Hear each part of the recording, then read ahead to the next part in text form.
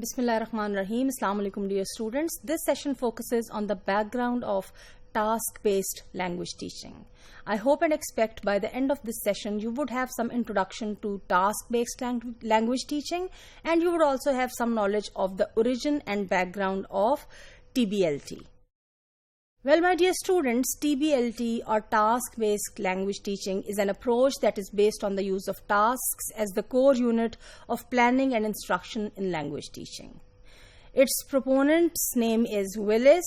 Willis 1996 presents it as a logical development of communicative language teaching as it draws on the principles of communicative language teaching movement from the 1980s. For example, activities that involve real communication are essential for learning a language. Activities in which language is used for carrying out meaningful tasks promote the process of learning. TBLT also believes that language that is meaningful to the learner supports the learning process and facilitates it. Well, in this method, tasks are proposed as useful vehicles or as useful tools for applying these principles. Two early applications of a task-based approach within a communicative framework for language teaching were the Malaysian Communicational Syllabus that was introduced in 1975 and the Bangalore project according to Beretta and Davies Prabhu. The role of these tasks has received further support from some other researchers in second language acquisition who are interested in the development of pedagogical applications of second language acquisition theory as it is claimed by Long and Crookes. Well, when it comes to the task-based language teaching, an interest in the tasks as potential building blocks of learning, especially of the learning of second language or the instruction in second language, emerged when researchers turned to tasks as SLA research tools in the mid-80s. SLA, second language acquisition research, has focused on the strategies or on the techniques and the cognitive processes that are employed for the teaching and learning of a second language. Well, one of the basic beliefs or assumptions of task-based instruction as given by Fees is that the focus is on the process rather than the product. So the task is taken as a tool or as a vehicle through which a process is carried out, which is more important than the product or the end result itself. Another key assumption is that basic elements are purposeful activities and tasks that emphasize communication and meaning. Another key element or assumption is that learners learn language by interacting communicatively and purposefully while they are engaged in doing some activity or in performing some task. Activities and tasks can be either those that learners might need to achieve or to perform in their life, or they have to have some pedagogical purpose in the classroom where they are used. Well, in TBLT, activities and tasks of the syllabus are sequenced according to the difficulty level, which means from the easier levels of tasks that are to be performed, there is a gradual movement to the kind of tasks that are more difficult to perform.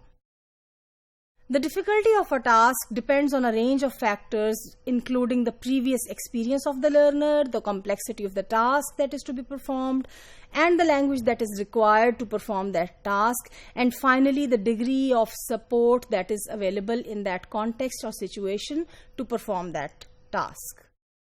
TBLT proposes the notion of task as a central unit of planning and teaching, and different definitions of tasks are provided in the context of TBLT. In fact, the term task and its use varies. However, there is a kind of commonsensical understanding that a task is an activity or it is a goal that is to be achieved or that is to be carried out in a language classroom. For example, finding a solution to a puzzle, or reading a map and giving directions according to the map, or the task can be making a telephone call to somebody. It can be a task of writing a letter or reading a set of instructions or to give instructions to somebody to follow. It may be the task of assembling a toy, thus reading, for example, or listening, for example, to the instructions to assemble a toy. Tasks basically are activities which have meanings as their primary focus. So the task mainly has to be meaningful or purposeful.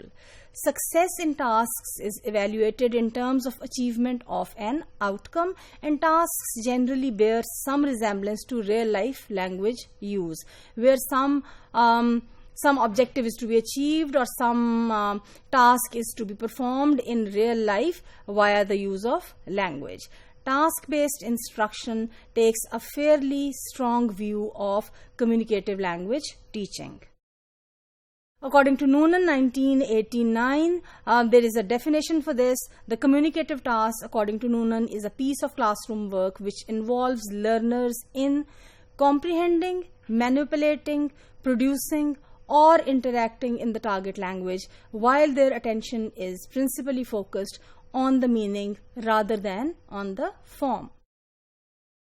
Well, my dear students, in TBLT, the task should also have a sense of completeness, being able to stand alone as a communicative act in its own right, and thus being kind of an independent unit in the teaching learning process in a TBLT classroom.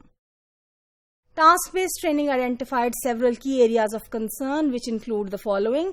Number 1, the analysis of real-life tasks or situations. Number 2, the translation of these into teaching tasks descriptions in the classroom environment. Number 3, the detailed design of the instructional tasks for the purposes of teaching and learning of language in the classroom. And number 4, the sequencing of instructional tasks in classroom teaching and learning processes in the backdrop of task-based language teaching.